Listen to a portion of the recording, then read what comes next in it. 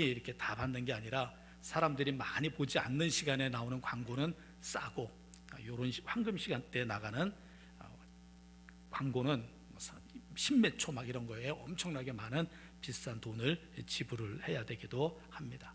원래는 그렇게 방송용으로 쓰였던 것인데 지금은 그렇게 쓰이는 것보다도 다르게 쓰이는 경우가 더 많은 것 같아요.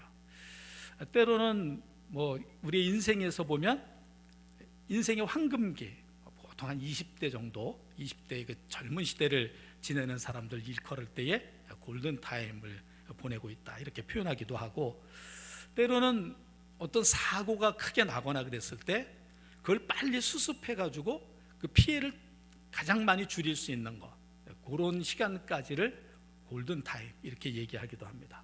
또 어떤 한 사람의 건강 관련해서는 그 한 사람의 생명을 살릴 수도 있고 죽일 수도 있는 그때까지의 시간, 그것을 갖다가 골든타임 이렇게 이야기를 하죠. 특별히 이제 심장마비나 이런 것들이 왔을 때, 급성 심근경색 이런 게 왔을 때 몇 분 안에 처치하지 않으면 생명을 잃게 된다든지, 아니면 생명을 잃지는 않더라도 굉장히 장애가 많이 남는다든지, 그래서 그때까지의 그 짧은 시간, 아주 중요한 그런 시간을 일컬을 때 골든타임 이런 표현을 씁니다.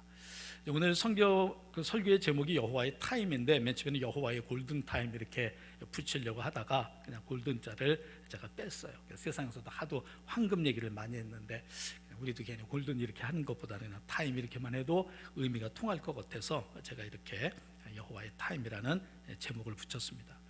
오늘 본문에서 시인은 이스라엘 백성들이 겪고 있는 급박한 상황에서 하나님께서 개입해 주실 것을 호소하고 있습니다.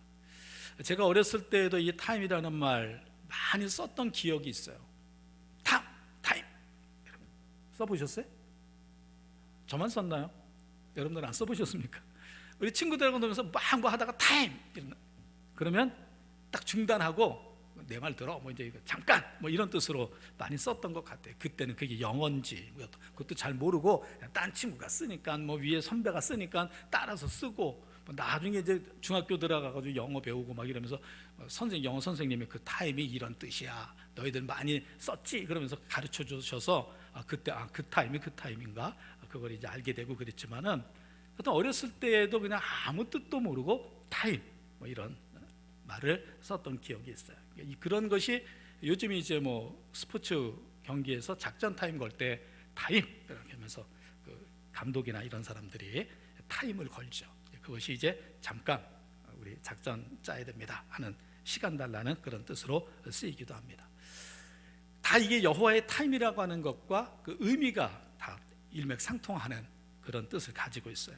여호와의 타임이라고 하는 게 여호와의 시간, 여호와의 때, 하나님께 주어진 시간, 하나님께 맡겨진 시간, 하나님께서 역사하시는 때, 이런 것들을 다 통칭하는 의미로 이렇게 제목을 붙였습니다.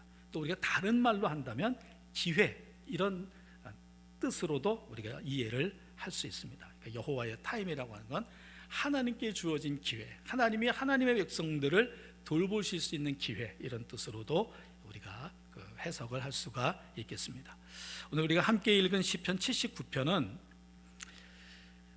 그 배경이 어떤 시대를 배경으로 갖고 있느냐, 물론 학자들에 따라 이 의견이 완전히 100% 일치하지는 않지만 가장 많은 학자들은 이 시편 79편이 바벨론의 침공에 의해서 유다가 멸망을 했던 그때 시대를 배경으로 하고 있다, 그렇게 보고 있고, 그래서 당연히 전체적인 내용이 애가의 성격을 띠고 있습니다. 그리고 탄식하는 내용들이 많이 나와서 탄식시로 그렇게 구별이 되는 시편입니다. 이스라엘이 멸망을 당했어요, 유다가. 그래서 이제 그 유다가 멸망당한 상태에서 유다를 멸망시킨 바벨론이 이제 하나님 거꾸로 이제 하나님이 나서셔서 바벨론을 멸망시켜 주시옵소서 하는 그런 저주를 담은 기도도 오늘 본문 가운데 나와 있어요. 그래서 또 저주시 이렇게 부르기도 합니다. 대대로 그 하나님의 성전에서 찬양의 직임을 수행했던 아삽 가문의 후손 가운데 한 사람이 이 시를 지었는데, 성전에서 하나님 앞에 제사 드릴 때의 그 제사에 참여해서 찬양을 하고 했던 사람이 성전이 다 파괴가 돼서 제사를 지낼 수가 없어요. 뭐 파괴도 됐을 뿐만 아니라 복구도 못하게 합니다. 이제 하나님 앞에 제사 드리는 일을 완전히 금지시킨 그런 상태에서 너무 속상하죠. 그 전에 이렇게 바벨론에서 멸망당하기 전에는 우리가 하나님 앞에 제사로 올라와서 찬양도 하고 그랬었는데 그런 것들을 하나도 할 수 없게 되니까 얼마나 속이 상해요. 그런 가운데서 오늘의 이 시를 지었던 것입니다. 오늘 이 시는 5절 말씀을 분기점으로 해서 그 앞과 뒤로 그렇게 나눌 수가 있습니다. 5절에서는 구원의 시기에 대해서 의문을 제기하는 그런 질문이 던져집니다. 그 5절 가운데에서 오늘 본문의 설교 제목도 그 5절에서 따왔는데, 그 5절을 기준으로 해서 앞에 부분 1절부터 4절에서는 하나님께 대한 불평, 탄식 이런 것을 이야기하고 있고, 그 5절 이후에 뒤에 있는 6절부터 12절에서는 하나님께 구원을 간청하는, 호소하는 그런 내용이 기록이 되어 있습니다. 그리고 마지막 13절은 하나님께서 베풀어 주시는 구원에 대한 확신을 갖고 하나님 앞에 감사하면서 찬양하는 그런 내용으로 이루어져 있습니다. 먼저 1절부터 4절에서 시인은 당시의 침략자들, 바벨론의 만행으로 인해서 고통당하고 있는 이스라엘 백성들의 참혹한 상황을 하나님께 아뢰입니다. 지금 이 나라가 어떤 상황에 처해 있습니다 하는 것을 하나님 앞에 고발을 해요. 이방 나라들이 쳐들어와서 성전을 더럽히고 예루살렘을 돌무더기로 만들었다 하는 것입니다. 예루살렘을 돌무더기로 만들었다는 얘기는 예루살렘을 다 파괴시켰다는 거예요. 그래서 폐허처럼 됐다는 거예요. 당시에 굉장히 많은 사람들이 살육을 당하고 그랬는데 그 많이 죽은 사람들 매장해 줄 사람들이 없어가지고 새들이 와서, 공중의 새들이 와서 쪼아먹고 짐승들의 밥이 되었다고, 그렇게 버려둘 수밖에 없는 상황에 처해 있다고 그렇게 이야기를 하고 있습니다. 오늘날 전쟁은 아니지만 오늘날은 지구상의 많은 곳에서 코비드19, 코로나19로 인해서 굉장히 많은 사람들이 죽고 그러는데 저는 미국이 좀 이해가 좀 안 돼요. 아무리 우리보다 인구가 한 5배쯤 가까이 많다고는 하지만 지금 7만 몇 명이 죽었어요. 8만 명 가까이가 죽었는데 별로 끄떡을 안 하는 것 같아요. 우리 같으면 8만 명쯤 죽었으면 난리가 났을 것 같은데, 우리는 200몇 명 죽은 것 같고도 난리가 나는 것처럼 그러는데, 8만 명 가까운 사람이 죽어도 별로 그렇게 크게, 그쪽 지역에서는 어떤지는 우리가 생생하게 느낄 수는 없지만 하여튼 트럼프 대통령 하는 거 봐서는 별로 그렇게 눈도 깜짝 안 하는 것 같은 생각이 들어요. 좀 10만까지는 죽지 않겠냐 이렇게 본인 입으로도 얘기하고 이러는 거 보면 저 사람이 저 나라 대통령 맞나 하는 그런 생각이 들기도 하고 그러더라고요. 하여튼 돈벌이밖에 모르는 장사꾼 같아요. 저는 그렇게 그분을 평가합니다. 하여튼 당시에 지금 이 시를, 시편 79편을 지은 아삽의 후손 가운데 한 사람이 이 시를 지었을 때에 그때의 배경이 이스라엘로서는 아주 처참한 상황이에요. 바벨론에 의해서 엄청난 사람들이 살육을 당하고, 어떤 시체가 산더미처럼 쌓여서 처리가 다 되지 않을 정도로, 그래서 짐승의 밥이 되고 새의 밥이 되도록 내버려 둘 수밖에 없는 그런 상황. 하나님, 지금 하나님의 백성들이, 하나님께 선택받았던 백성들이 지금 그런 형편에 있습니다. 그러면서 이 아삽의 후손이 이야기를 합니다. 1절 말씀해 보게 되면 이방 나라들이라고 하는 그런 표현이 나와 있는데, 이것은 바벨론을 중심으로 한 주변 국가들을 일컫는 말입니다. 이제 바벨론이 이스라엘까지 오기 전까지는 여러 나라들을 이렇게 점령하면서 이스라엘까지 점령하게 됐고, 그렇기 때문에 바벨론이 이스라엘을 점령, 남쪽 유다 왕국, 정확하게는 남쪽 유다 왕국을 점령할 때쯤 됐을 때, 예루살렘을 이렇게 파괴하고 멸망시켰을 때쯤 됐을 때에는 오면서 여러 나라들의 사람들이 이미 이제 바벨론의 군사들 중에 이제 포함이 되게 되죠. 점점 세력을 넓혀왔기 때문에. 그래서 이방 나라라고 얘기하지 않고 이방 나라들 이렇게 복수로 표현을 하는데, 그거는 바로 바벨론 한 나라만이 아니라 이미 바벨론에 의해서 점령당했던 많은 주변 나라들도 같이 바벨론과 섞여서 이스라엘을 침공하는 데에 동참을 했기 때문에 그렇게 표현을 한 것입니다. 그리고 주의 기업의 땅, 이런 표현도 1절에 나와 있는데, 이 주의 기업의 땅은 이스라엘 백성들이 거주하는 가나안 땅, 그리고 보다 좁게는 예루살렘을 가리키는 그런 표현입니다. 시인은 하나님의 백성들이 이방 나라의 침략으로 인해서 고통당하게 되면서 이스라엘 백성들이 이웃 나라에게 비방거리가 되고 예루살렘을 포위하고 있는 침략자들에게 조소와 조롱거리가 되었다고 그렇게 한탄을 하고 있습니다. 하나님, 지금 이 나라 이 백성들이 뭐 여러 가지로 인해서 고통당하는 것도 고통당하는 건데, 고통당하는 것보다 더 힘든 게 있습니다. 이방 나라 사람들에게 조롱거리가 됐다고 하는 것, 그것이 우리가 더 견디기 어렵습니다. 이렇게 얘기를 해요. 당시에 고대 근동 지방에서는 사람이 죽었을 때 그 시체를 장사하지 않고 그대로 방치해 두는 것은 엄청난 저주받은 일이라고 생각을 했었는데, 지금 이스라엘이 그런 처지에 놓여 있다는 거예요.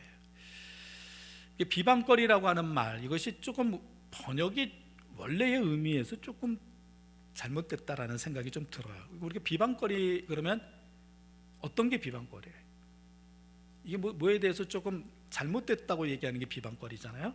근데 여기에서 이 비방거리라고 하는 히브리어의 원래가 그 헤르파라고 하는 단어인데, 이 단어가 가지고 있는 것은 비방거리하고는 조금 거리는 있어요. 이게 벗다, 노출하다 이런 뜻을 갖고 있고, 그것과 연관지어서 모욕당하다 이런 뜻을 갖고 있는 하라프라고 하는 동사에서 온 말인데, 모욕, 치욕 이런 뜻이에요. 그러니까 비방거리하고 모욕하고 치욕은 조금 차이는 있죠. 오히려 모욕과 치욕이라고 하는 그 뜻은 그 4절에 뒤에 나오는 조소와 조롱, 이것과 더 유사한 뜻을 가지고 있는 단어인데, 더 좋은 문장을 표현할 때에 똑같은 의미를 가지고 있지만 다른 단어를 쓰는 것은 많은 문장 글을 쓰는 사람들이 기본적으로 배우는 거예요. 그러니까 똑같은 의미를 가지고 있는 똑같은 단어를 반복하는 것보다는 뜻은 같은데 다른 단어를 쓰는 것이 보통 문장 표현에서는 조금 더 매끄럽고 좀 더 잘된 표현이라고 그렇게 늘 이야기들을 하기 때문에, 아마 그렇게 비방거리라고 하는 것과 조소와 조롱, 이것을 같은 의미지만은 좀 다른 단어로 이렇게 표현했다고 볼 수가 있습니다. 그리고 이렇게 같은 의미가 계속해서 거듭해서 반복해서 나오는 것은 강조의 의미가 있다는 말씀, 귀가 따갑도록 여러분들에게 말씀드렸었습니다. 그러니까 이스라엘 백성들이 그 이방 나라 사람들에 의해서 모욕적이고 치욕적인 조소와 조롱을 당하는 일이 굉장히 심했다 하는 것을 강조하는 그런 표현이에요. 이스라엘 백성들이 처했던 상황도 그렇고, 그런 상황 때문에 당하는 치욕도 그렇고 견딜 수가 없다 하는 거죠. 그래서 5절에서 시인이 말합니다. 여호와여, 어느 때까지니이까? 영원히 노하시리이까? 주의 질투가 불붙듯 하시리이까? 하나님 언제까지 이 백성들에게 화를 내실 겁니까? 언제까지 그 하나님의 질투가 사라지지 않고 계속 이 백성들에게 남아있을 겁니까? 그러면서 당시에 이스라엘 백성들이 겪고 있는 환난의 원인이 하나님의 분노와 질투 때문이다, 그렇게 시인은 노래를 하고 있는 것입니다.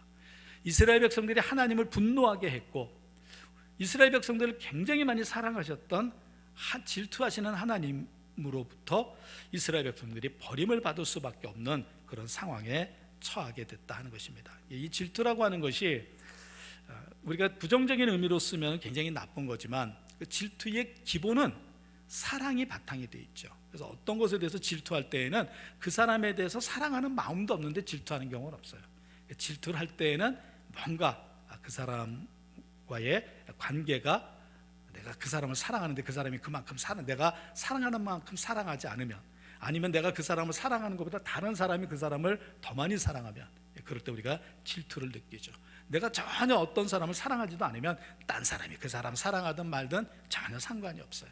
그렇기 때문에 질투라고 하는 것이 한편으로 보면 약간 긍정적인 요소가 있다면 그 사랑을 바탕으로 하고 있다고 하는 것이고, 이 시인이 5절에서 주의 질투가 불붙듯 하시리까 하는 이 내용도 하나님이 사람에 대해서 질투하시고 하는 것을 우리가 이렇게 좀 천한 질투처럼 그렇게 생각할 수는 없죠. 하나님이 그렇게 이스라엘 백성들을 사랑하셨는데, 그렇게 하나님의 사랑을 받고 하나님의 은혜를 받았던 이스라엘 백성들이 하나님의 뜻에 부응하는 삶을 살지 못하고, 그렇게 이스라엘 백성들을 사랑했던 하나님의 마음을 상하게 하고, 이런 일들이 생기면서 하나님이 이제 화를 내게 되셨다 하는 것을 이야기하고 있는 것이고, 어느 때까지 그렇게 하실 겁니까? 그러면서 하나님 앞에 하소연을 하고 있는 거예요.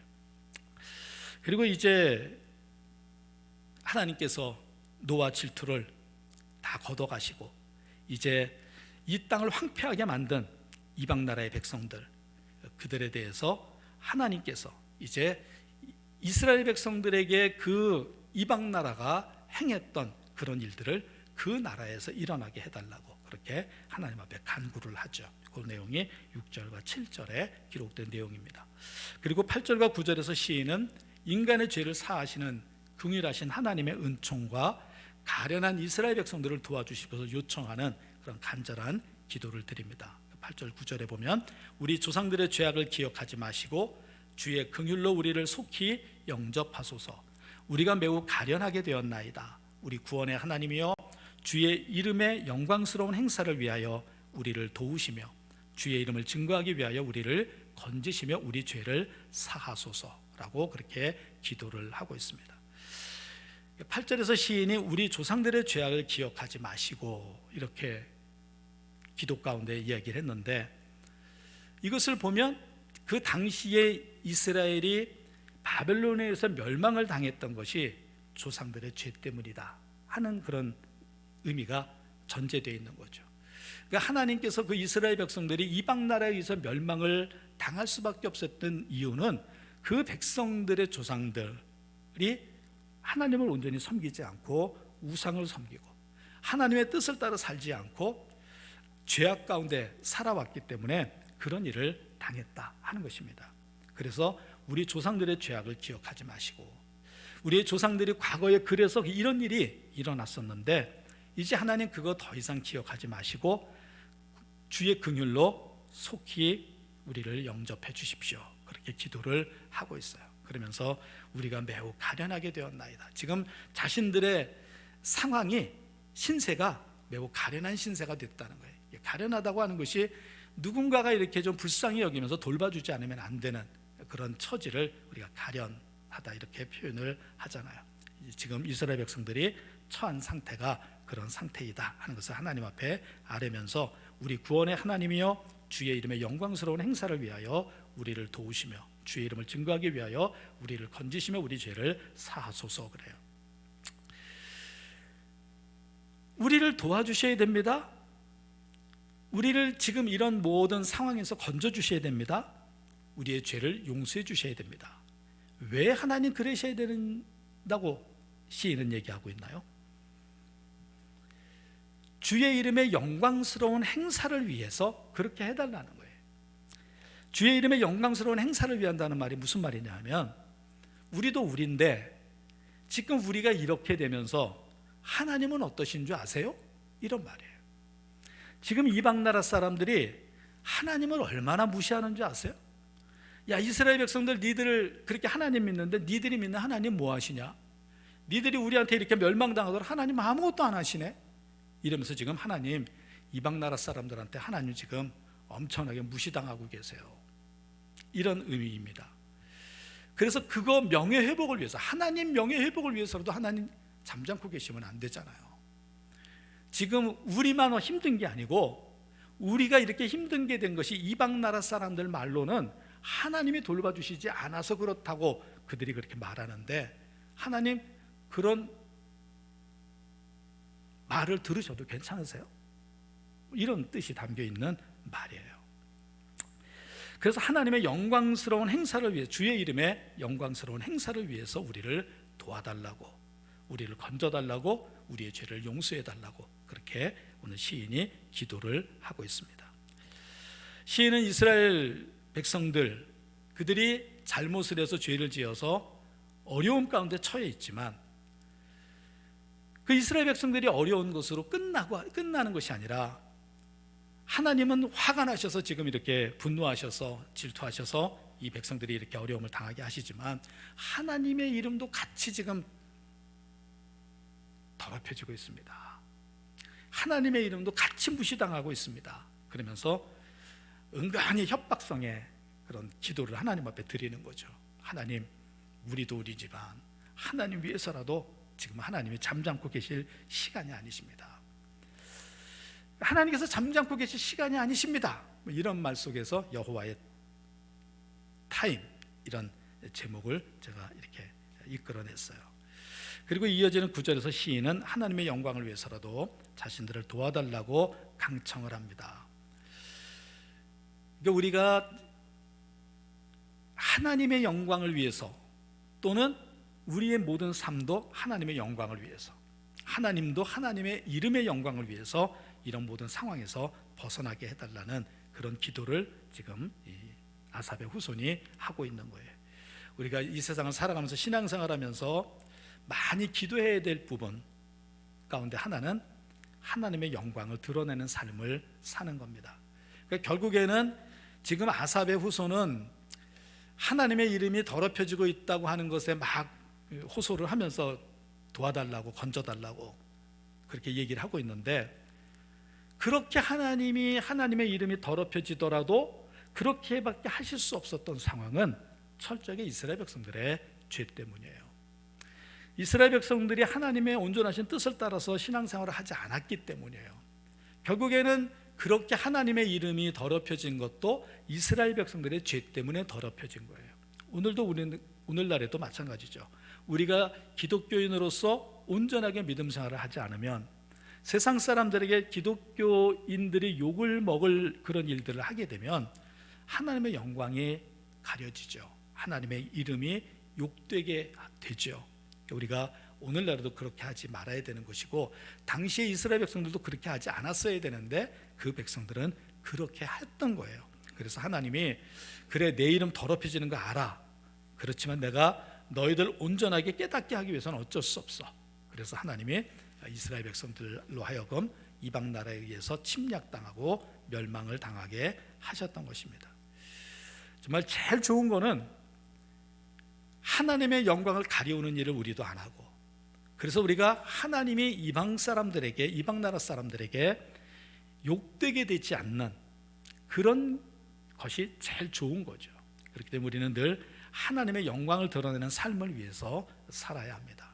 그래서 칼빈이 만든 소요리 문답의 제1번도 우리가 하나님의 영광을 위해서 살아야 된다 하는 거예요. 우리 금년의 표이기도 하죠. 다 하나님의 영광을 위해서. 굉장히 중요한 겁니다. 우리가 믿음 생활하면서 믿음 생활을 내가 어떻게 하면 하나님께서도 영광을 받으실까? 내가 어떻게 하면 하나님이 나 때문에 욕을 먹게 되실까? 이거 한 가지만 우리가 잘 생각하고 신앙생활을 해도 우리는 하나님 앞에 굉장히 칭찬 들을 수 있는 믿음 생활을 할 수가 있습니다. 여기에 대해서 우리가 무관심하고 어떻게 하든 상관없어 이렇게 신앙생활하면 우리도 문제가 되지만 하나님의 이름도 더럽혀지게 되는 것입니다. 이제 10절부터 12절에서 시인은 하나님의 백성들을 해치고 하나님을 비방하는 이방 나라들에게 하나님께서 심판을 내려주실 것을 기도를 드립니다. 시인은 세 가지를 기도하고 있는데 10절에 보게 되면 이방 나라들이 이스라엘 백성들을 조롱하면서 말하기를 그들의 하나님이 어디 있느냐 그런다는 거예요. 여기서 그들의 하나님, 그들은 이스라엘 백성들 얘기하는 것인데, 이스라엘 백성들의 하나님 어디 있느냐? 지금 이스라엘이 바벨론에서 멸망을 당하도록 예루살렘에 그렇게 침략을 당해서 성전이 다 파괴가 되고, 그런데도 그 성전에 계셔야 될 하나님이 잠자코 계시고 이스라엘 백성들을 도와주지 않는다면 그 이스라엘 백성들이 믿는 하나님은 어디 간 거야? 그런다는 거예요. 이방 나라 사람들이 그렇게 조롱한다는 거예요. 주의 종들을 피 흘려 죽게 했다. 이것은 이제 그 예루살렘 성전이 파괴되고 그러면서 그 성전에서 일했던 제사장이나 레위 지파 사람들, 상당히 많은 사람들이 같이 당연히 희생이 됐겠죠. 그런 일들이 생겼는데도 하나님이 그들을 지켜주시지 않았다 하는 것이 이방 나라 사람들의 말이라는 거예요. 지금 시인이 말하는 것은 하나님, 그 이방 나라 사람들이 너희들 믿는 하나님 어디 계시냐, 어디 있느냐, 또 이렇게 하나님의 종들을 피 흘려서 종들이 죽어나가는데도 가만히 계신데 그러면 그 하나님 살아계신 하나님이냐 이러면서 조롱한다는 거예요. 이 시인이 말하는 건 그런 거죠. 하나님, 지금 하나님이 이렇게 무시당하고 모욕당하시는데 하나님 가만히 계실 거예요? 하나님 그 복수를 우리 눈앞에서 갚아주십시오. 하나님이 그렇게 모욕당하는 일 하나님도 견디실 수 없으실 텐데 그렇다면 하나님 그 이방 나라 사람들이 하는 말 되갚아 주십시오. 우리 눈앞에서 그것이 당장 보이도록 그렇게 해 주십시오라고 기도를 합니다. 그리고 11절에서 보게 되면 갇힌 자, 그리고 또 갇힌 자와 다 같은 이스라엘 백성들을 가리키는 죽이기로 정해진 자, 이것은 이제 이방 나라들에 의해서 감옥에 갇히게 되고 때로는 살해당하고 아니면 사형을 당하기로 정해진 사람들, 그 사람들을 잘 보존해 주실 것을 하나님 앞에 기도한 거예요. 그러니까 앞에 10절에서는 그 이방 나라에게 하나님 복수해 주십시오 하는 그런 기도고, 11절은 이스라엘 백성들 하나님 지켜주십시오 하는 그런 기도를 드리고 있는 거예요. 그리고 12절에서는 다시 10절에서 얘기했던 그런 내용을 다시 한번 하나님 앞에 얘기하죠. 주님을 비방한 주변 이방 나라의 비방을 7배로 갚아달라고 그렇게 간구를 합니다. 7배로 갚아달라는 얘기는 꼭 7배로 갚아주세요라고 하는 것이 아니고 이것은 완전수의 개념이에요. 철저하게 갚아주십시오 하는 그런 기도거든요. 그리고 이제 마지막 13절에서 시인은 이스라엘 백성을 주의 백성, 주의 목장의 양 이렇게 표현을 하고 있습니다. 주의 백성이라고 하는 말 속에는 통치하는 자와 통치받는 자 이런 개념으로 나오는 고백이에요. 그러니까 주의 백성이라고 하는 것이 주님이 왕 대신, 주님이 통치자 대신, 그리고 그 백성들은 그 통치자의 통치를 받는 사람들. 그래서 하나님과 이스라엘 백성들 사이를 왕과 일반 백성의 관계로 그렇게 묘사를 한 것이고, 주의 목장의 양, 이것은 성경에도 굉장히 많이 나오듯이 하나님과 하나님의 백성들의 관계를 목자와 양의 관계로 그렇게 고백을 하고 있는 거죠. 주의 백성이라고 하는 이 말 속에는 우리는 하나님의 통치를 받는 하나님의 백성들입니다 라고 하는 고백이 담겨 있는 거예요. 철저하게 우리 이 백성에 대해서 모든 것을 주관하실 수 있는 분은 하나님이십니다 라고 하는 고백이 담겨 있습니다. 그리고 주의 목장의 양이라고 하는 이 고백 속에는 이스라엘 백성들은 철저하게 목자 되신 하나님께서 지켜주시지 않으면 안 됩니다 하는 그런 고백이 담겨 있어요. 거기에는 자신들이 양만큼이나 연약한 존재다 하는 그런 고백이 잘 나타나 있는 거죠. 이 양이라고 하는 짐승은 성경에 굉장히 많이, 때로는 하나님의 백성들을, 때로는 이 세상의 모든 사람들을 가리키는 그런 표현으로 쓰이는데 정말 약한 그런 짐승이에요. 싸움도 잘 못하고 도망도 잘 못하고.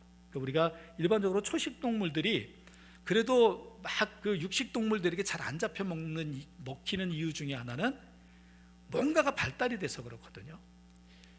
그러니까 빨리 도망갈 수 있는 달리기를 잘한다든지 아니면 멀리서도 그 맹수가 오는 것을 좀 멀리서도 일찍 이렇게 알아차릴 수 있는 시력이 있다든지 아니면 무슨 다른 어떤 느낌을 통해서 그런 것을 알아차릴 수가 있는 그런 능력이 있는데, 양은 그런 능력이 하나도 없어요. 맹수가 쫓아오면 그냥 도망을 어딜 도망가요? 몇 발자국 못 가서 그냥 잡혀 먹혀야 돼요. 그렇게 모든 것들이 발달된 것이 없어요. 그렇기 때문에 정말 목자가 이렇게 안전하게 지켜주지 않으면 아무 자기 스스로 자기의 생명을 지킬 수 있는 능력이 없는 존재가 양이에요. 근데 오늘 이 본문에서도 보면 시인이 주의 목장의 양, 이스라엘 백성들을 그렇게 표현을 합니다. 철저하게 이스라엘 백성들은 하나님이 지켜주시지 않으면 안 됩니다 하는 그런 내용이 잘 담겨 있는 거죠. 우리도 늘 믿음 생활하면서 우리는 하나님 앞에 하나님은 우리의 목자십니다. 우리는 하나님께서 길러주셔야 되는 양입니다 하는 이 관계를 우리는 잊어서는 안 됩니다. 우리가 그렇기 때문에 양처럼 연약한 우리가 할 수 있는 것 중에 하나가 뭐예요? 기도하는 거예요. 기도는 철저하게 하나님께 도움을 구하는 거예요. 하나님께 도움을 구해야 되는 이유는 하나님의 도움을 받지 않으면 안 되기 때문에 그래요.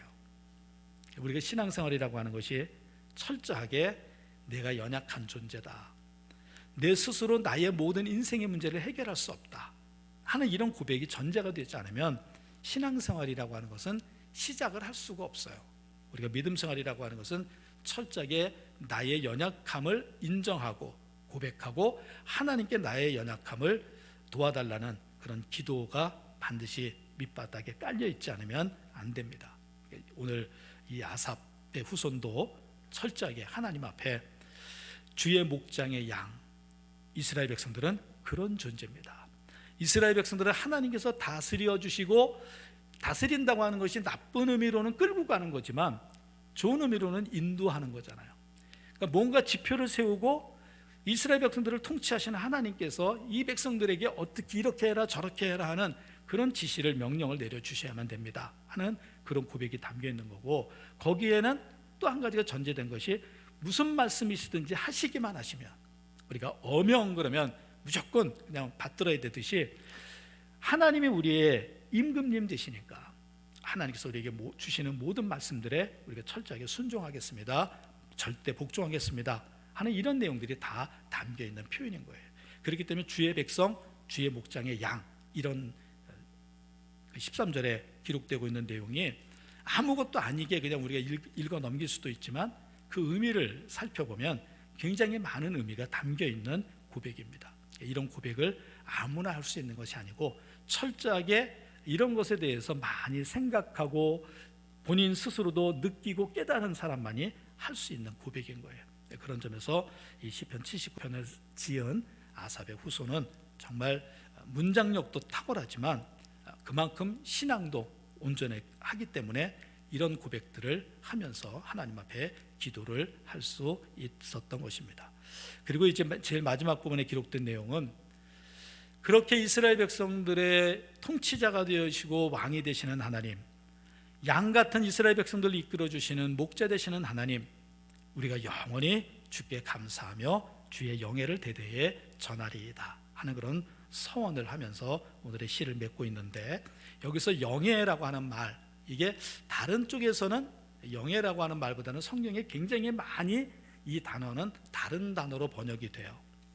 찬송, 찬미 이런 단어로 번역이 된 곳들이 굉장히 많은데 히브리어로는 테힐라라고 하는 단어입니다. 성경에서 굉장히 많이 쓰이는 단어고, 특별히 시편 같은 데서 하나님을 찬양한다, 찬송한다 할 때에 테힐라라고 하는 이 단어를 쓰는데, 여기서 영예라고 하는 단어가 바로 그 테힐라라고 하는 단어를 썼어요. 주의 영예를 대대에 전하겠다는 말은 찬송 받으시기에 합당하신 하나님, 그 하나님을 영원히 대대에 우리의 믿음의 후손들에게까지도 하나님이 과거의 이스라엘 백성들 가운데 어떻게 역사하셔서 이스라엘 백성들이 어려움 속에서 어떻게 벗어나게 됐다 하는 것을 전달할 수 있게 그렇게 좀 엄청난 일을 이루어 주시옵소서 하고 하나님 앞에 간절하게 기도를 드리는 거고, 또 그렇게 자신들이 삶을 살겠다고 하는 서원을, 다짐을 하고 있는 것입니다. 우리는 당시에 이 아삽의 후손이 하나님께서 지금은 가만히 계실 시간이 아니십니다. 하나님에서 나서셔야 할 시간이십니다. 지금이 바로 그 순간입니다 하는 그런 내용으로 오늘 이 시를 짓고 있는데, 바로 여호와의 타임, 하나님의 시간, 하나님의 때, 하나님께서 역사하셔야 되는 그 순간이 지금입니다 하는 간절한 기도를 드렸던 거예요.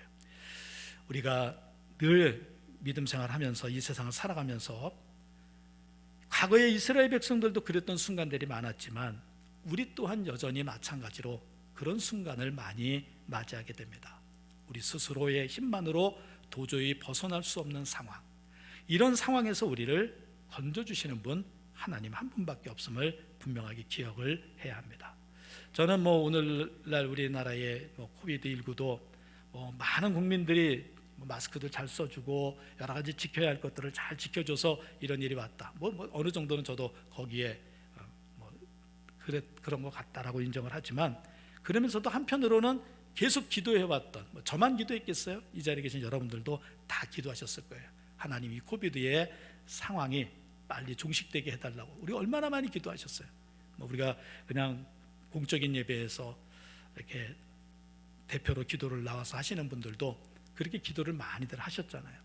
저는 그런 기도가 우리만 했겠어요?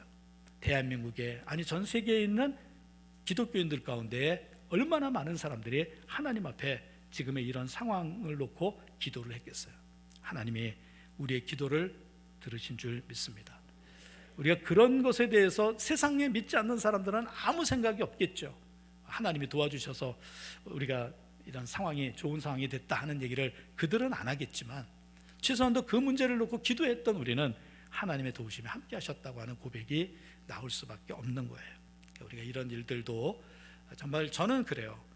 여러 가지 많은 인간적인 노력들, 의학적인 노력들, 여러 가지 해야 될 것들이 다 있지만, 그런 것과 더불어서 반드시 하나님께서 역사하셔야만 된다고 하는 기도를, 우리가 그 기도의 끈을 놓쳐서는 안 된다 하는 것을 우리가 다시 한번 깨달아야 되고, 앞으로도 저하여튼 얼마나 또 오래 갈지, 어떤 더 큰 현상이 가을이나 겨울에 또 나타날지 이런 얘기에 대해서 많이들 염려하는데, 염려될수록 우리는 염려되는 일이 많이 생기면 생길수록 뭘 많이 해야 돼요?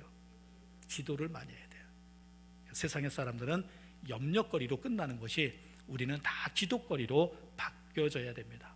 여러분들이 염려되는 일들, 코비드19 사태만이 아니라 여러분들의 개인적으로 겪고 있는 그런 일들에 대해서도 하나님 앞에 기도하십시오. 우리 인간의 힘으로 해결할 수 없는 일도 하나님께서 해결해 주시고자 하시면 해결됩니다. 일순간에 해결됩니다. 나면서부터 안진뱅이였던 40년 된 사람들, 38년 된 병자, 이런 사람들 순간적으로 일어나요. 그들이 일어나는 얼마나 걸렸어요? 일어나 걸어라 그러면 걸었어요. 순간적으로 일어나는 일들이잖아요. 하나님의 역사는 그런 거예요. 코비드19에 대해서 많은 노력들이, 인간적인 노력들이 있어야 되고 필요도 하지만, 하나님께서 일순간에 바이러스 사라지게 하는 것 하나님이 하시려고 맘만 먹으면 한 방에 끝나는 거예요. 우리는 그런 믿음을 가지고 하나님 앞에 기도해야 합니다. 그것은 결코 미신도 아니고, 우리가 하나님의 능력을 믿는다면, 하나님은 전능하신 분이심을 믿는다면 우리는 그렇게 기도해야 하고, 또 우리의 기도를 들으시는 하나님의 은혜로 우리의 모든 힘들고 어려운 상황에서 벗어나야 될 줄로 믿습니다. 여러분들 모두가 그런 하나님의 크신 능력의 도우심을 받으면서 하나님의 은혜 가운데 살아가시는 하나님의 거룩한 백성들 되시기를 주님의 이름으로 간절히 축원합니다. 거룩하시고 자비로우신 하나님, 은혜를 감사합니다. 우리는 심히 연약한 존재들입니다. 오늘 시에서 아삽의 후손이 말했듯이 이스라엘 백성들 양과 같은 존재고, 왕 대신 하나님의 통치를 받아야만 되는 그런 연약한 존재들임을 고백하고 있습니다. 우리 또한 동일한 성정을 가진 사람들이어서 우리 자신들의 능력만 가지고 헤어나올 수 없는 그런 여러 가지 고난의 상황들, 환난들, 시련들 있습니다. 하나님, 우리를 그런 모든 수렁에서 건지시는 하나님의 크신 은혜가 우리의 삶 가운데 임하기를 간절히 소망합니다. 오늘날 온 세계가 겪고 있는 코비드19 사건도 그렇고, 또 그 외에도 여러 가지 개인적으로 당하는 많은 어려움들도 하나님의 도우심이 없으면 벗어날 수 없는 일들이 얼마나 많이 있는 줄 알 수 없습니다. 우리가 그만큼 연약한 존재들임을 깨닫게 하시고, 연약한 우리가 하나님께 도움을 청하는 기도의 삶을 쉬지 않고 감당할 수 있는 하나님의 거룩한 백성들이 되게 하옵소서. 오늘도 이 수요일 저녁에 하나님 앞에 나올 때 감사 예물과 1000번째 예물을 드린 귀한 손길들이 있습니다. 하나님께서 이 예물 기쁘게 받으시고 그들의 간절한 기도에 응답하여 주옵소서. 늘 우리의 삶이 하나님의 도우심을 받으며 우리를 긍휼히 여기시고 우리에게 베풀어 주시는 하나님의 은혜 가운데 살아가는 거룩한 백성들이 되게 하옵소서. 감사하며 예수님의 이름으로 간절히 기도드리옵나이다. 아멘. 하늘에 계신 우리 아버지여, 이름이 거룩히 여김을 받으시오며 나라가 임하시오며 뜻이 하늘에서 이루어진 것 같이 땅에서도 이루어지이다. 오늘 우리에게 일용할 양식을 주시옵고 우리가 우리에게 죄 지은 자를 사하여 준 것 같이 우리 죄를 사하여 주시옵고 우리를 시험에 들게 하지 마시옵고 다만 악에서 구하시옵소서. 나라와 권세와 영광이 아버지께 영원히 싸움나이다. 아멘.